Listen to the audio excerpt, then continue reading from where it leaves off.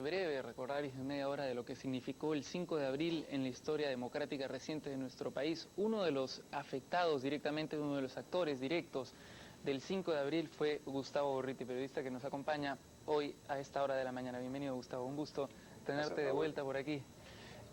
Cuando piensas en el 5 de abril, ¿qué imágenes vienen a tu mente? Es más bien una suerte de cortado de imágenes, una serie de ellas, es un popurrí de imágenes. Es la imagen de Fujimori hablando con la voz nasal, aquel acento ligeramente estreñido por el que indicaba de que se acababa, quedaba amputada, terminada la democracia peruana. Es el escuadrón Pollada entrando en mi casa. Son las horas de soledad en los calabozos del CIDE. Es después el grupo de ciudadanos llevando a cabo la decisión de continuar con el orden constitucional, el colegio de abogados, la juramentación de San Román, poco tiempo después de su llegada, las primeras reuniones conspirativas que culminaron desgraciadamente en el episodio no exitoso del 13 de noviembre. Todo aquello, horas y días y semanas y meses de tensión, de peligro, de gran peligro en algunos momentos, de incertidumbre, pero de decisión, que por fortuna en muchos casos jamás cejó. Con miedo que puede ser descrito en palabras. Hubo en algunos momentos, y me refiero a mí, un grado de inquietud, un grado de temor.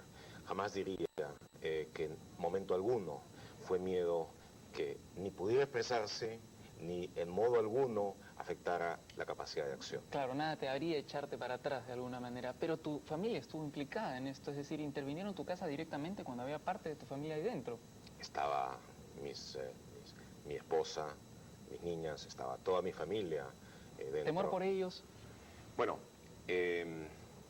no voy a relatar todo lo que sucedió, sí, claro, pero digamos de que hay un momento en la madrugada en la que me doy cuenta de que no se produjo una incursión de la policía, que es lo que yo pensé iba a suceder, como se daba en la normal tradición de las dictaduras peruanas, de que no era seguridad del Estado como se habían presentado, sino era un grupo de acción del servicio de inteligencia, respaldado por soldados armados que habían rodeado como 4 manzanas y que estaban listos para entrar a sangre y fuego a la menor provocación posible.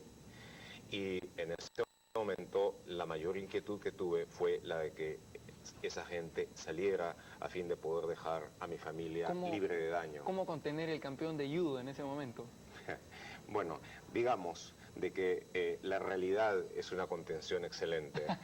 Digo, estás enfrentando por lo menos a 12 hombres armados con armas automáticas, sabes de que tienen un respaldo, sabes de que cualquier intento de resistencia en ese momento está condenado finalmente al fracaso. Ajá. Y sabes que la mejor resistencia que en ese momento puedes hacer no es física, es psicológica, es espiritual, es tomar la iniciativa y mantenerla, y eso por fortuna se hizo. Se dice que tu sentencia de muerte estaba ya firmada, que fue la presión internacional, muchas veces gracias a diplomáticos afincados en nuestro país, a embajadores de otros países en el Perú, la que evitó ese desenlace. Cuéntanos un poco de eso.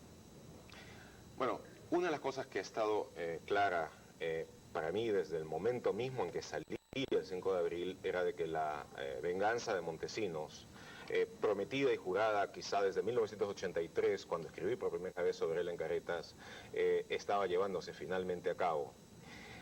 Entonces, y de que teniendo todo el poder en ese momento, y dentro de la ventana de impunidad que dan las primeras horas y los primeros días de un golpe de Estado, y en los tiempos procelosos y removidos que se vivían en medio de la guerra interna de entonces, le iba a ser fácil llevar a cabo una desaparición, de tal manera que pensé de que las posibilidades de salir vivo no eran muy altas.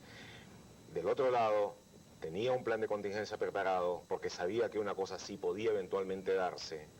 Sabía de que podía contar con una red de colegas, de amigos a nivel nacional e internacional. Sabía de que el diario El País para el que trabajaba seguramente iba a empeñar esfuerzos, pero no imaginé el grado de intensidad con la que esa reacción se dio. Con el embajador de España en ese entonces, fundamentalmente, digamos, ¿no? Hubo varios, pero yo diría que entre los que aquí en el Perú más se empeñaron, más a fondo, sí.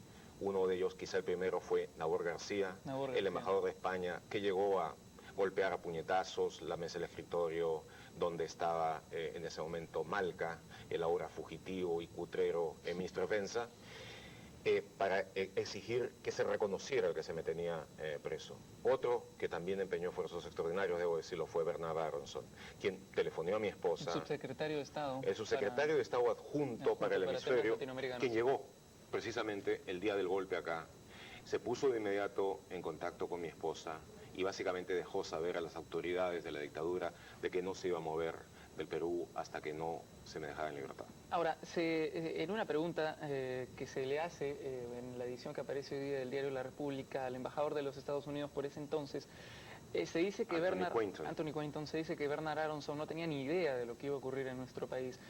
Ahora, yo te hago una pregunta que tiene mucho más que ver con la función de la embajada, la función diplomática. De verdad, y creo que es verdad, de paso. Es lo más probable, además, eso, no sabía. Digamos, con lo que ocurrió después, cualquier cosa puede pensarse de ese día. ¿Hubo complicidad posterior de parte del gobierno de los Estados Unidos y de la embajada de Estados Unidos en lo que ocurrió en nuestro país? ¿Su silencio fue cómplice? Es muy difícil dar una respuesta en dos palabras, porque el gobierno de Estados Unidos no es una instancia unívoca, es un animal complejo, que tiene muchas agencias y cada agencia una cierta óptica, agencias que tienen que ver con un país determinado, en este caso el Perú. Puedo decir, simplificando quizá excesivamente el asunto, de que la CIA, por ejemplo, ya apoyaba claramente a Montesinos en el momento del golpe. Luigi Einaudi en ese momento, en ese tiempo, estaba ya en una función diplomática en el Departamento de Estado y su función, su papel nunca ha sido todo claro. Su relación con Montesinos, por supuesto, se daba desde los años 70 y es una relación que posteriormente, por ejemplo, en las negociaciones de paz con el Ecuador, ha tenido una cierta función. Pero Einaudi afirma de que él nunca estuvo detrás de una posición de apoyo incondicional a Montesinos. Siendo Einaudi un diplomático tan sutil, yo siempre lo he calificado como un diplomático florentino al servicio de los Estados Unidos de América, es realmente difícil saber, no voy a dejar de preguntárselo. El Departamento de Estado tuvo líneas diferentes, el Departamento de Justicia también. Hubo un grupo importante de funcionarios de la embajada acá, que incluso trataron de hacer un cable disidente, advirtiendo al gobierno en Washington sobre lo que significaba la alianza con una persona que había tenido y tenía lazos con el narcotráfico, como era el caso de Montesinos. Pero finalmente, poco a poco, prevaleció la conveniencia inmediata de tener una contraparte en el nivel más alto de decisión del gobierno de la dictadura. Prevaleció el punto de vista de quienes consideraban de que era importante lograr una estabilidad, sobre todo en la lucha contra Sendero, aunque fuera por medios falaces como los que se utilizaron, y finalmente el tener a alguien que llevara a cabo alguna de las políticas que ellos deseaban, por ejemplo, en el campo de la lucha antidrogas. Eso se volvió a repetir lo de Noriega. No importa luchar contra las drogas junto con un narcotraficante.